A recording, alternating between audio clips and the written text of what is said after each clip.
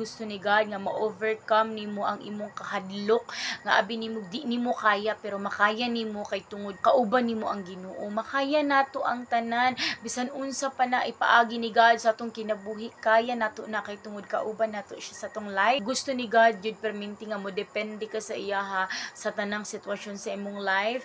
Dili ka mo depende sa imuhang sariling kakayanan kay kung atong sariling kakayanan dili gyud nato kaya, kailangan ang atong foundation naagyud diha sa Ginoo, dili sa atong sarili. Kailangan ang imuhang relationship sa Ginoo kailangan naagyud, kailangan connect gyud ka perminti kay God through prayer. Kay kung walay prayer walay mahitabo.